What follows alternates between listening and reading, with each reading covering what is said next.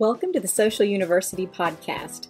We are so glad you're joining us today because we want to help business owners, entrepreneurs, and people just like you who want to build their business online. Listen, if we can do it, you can do it. So let's go.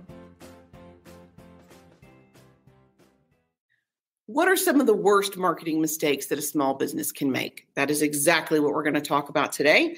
There are so many to choose from. I tried to focus on just the ones that I think are the most impactful to your business. Thanks for joining us today. This is Karen Taradas with Social U.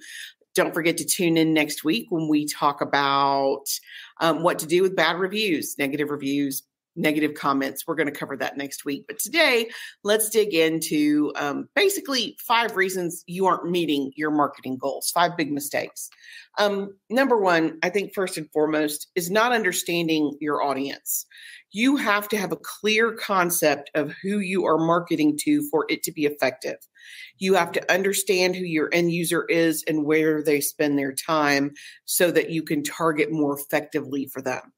That includes having an avatar, a client avatar, understanding their habits, their hobbies, their age, their demographic. Are you marketing to married couples? Are you marketing to newly married couples? Which part of town are you marketing? What do they like to do in their free time?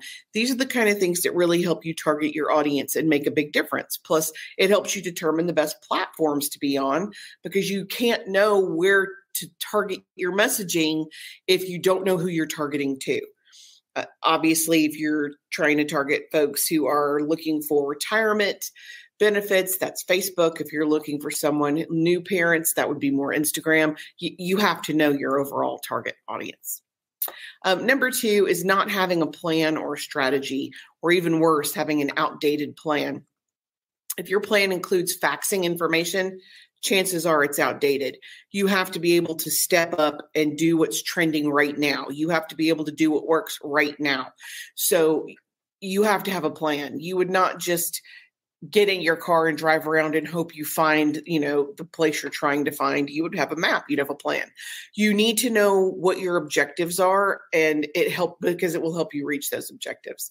And of course, failing to stay up to date with any kind of trend, you have to know what's working right now, and you don't want to omit any of that stuff. Again, I'm not trying to be biased, but does print work like it used to? Does it? Is there a way to measure that? Is there? So you do want to do what's current. Number 3, inconsistency. And inconsistency covers just a plethora of sins. It can cover inconsistencies in messaging, inconsistencies in your focus, inconsistencies in your posting. You don't want to have big gaps on your any of your posting on your blog, on your website, on your social media. You want to be as consistent as possible because truly almost every single platform rewards consistency by letting more people see your content. You also want to have, again, that consistent messaging, which comes back to understanding your audience. You can't be all things to all people. It's okay to have multiple services, but your target's probably the same. So you do want to stay focused in that. Number 4, you not using social media. Again, that kind of circles back around to not staying up to date with current trends. I don't think social media is a trend. Obviously, we've been doing this for 15 years. But if you are not really seriously building your community, then you are missing the boat. And again, social media, the first word people forget, it's social. You have to be social. You have to build that community. I would rather have 100 followers who are very dedicated to you, who are brand ambassadors, who love what you do, than to have 1,000 people who aren't really sure who you are. You have to be consistent on social media. You have to have channels that reach the right audience, and you don't want to be too salesy. I see this as one of the most common mistakes. A lot of businesses will post, and it comes across very used car salesman-y. They push. It's always a push about what's for sale and buy this, this is what we're promoting. And that is not how you build a community. You wouldn't do that in a live networking situation. You don't want to do it in a digital networking situation. I feel like when you do that kind of thing, it's the same thing as walking up to someone that you've just met for the first time at a networking or a social and throwing a bunch of business cards in their face and running off. And that's just the wrong impression to leave. Connect first and sell later. Selling is secondary. If the person is comfortable with you and they recognize you and they understand your message and your business, when it's time, if you stay top of mind, they'll come to you for service. So don't be so salesy. Build the community first. And number 5, your website's dated or it's not optimized for mobile. Mobile websites are more and more critical. 10 years ago, it was kind of secondary. If it worked on your phone, it was fine. And if it didn't, that was fine too. That is not where we are now. If people are clicking through from your Facebook profile or from your Instagram profile and you're not optimized for mobile, they're done. They're out. You have just a few seconds to get their attention and try to keep it. So it has to be current and up to date. Your website has to be current and up to date. If it looks like you made it in 1987, people might assume that you're not in business anymore. It might not be user-friendly enough for them to understand what you want them to do. And a lot of these pieces are interconnected, because if you have the right messaging and you have the right marketing plan, your website will be up to date.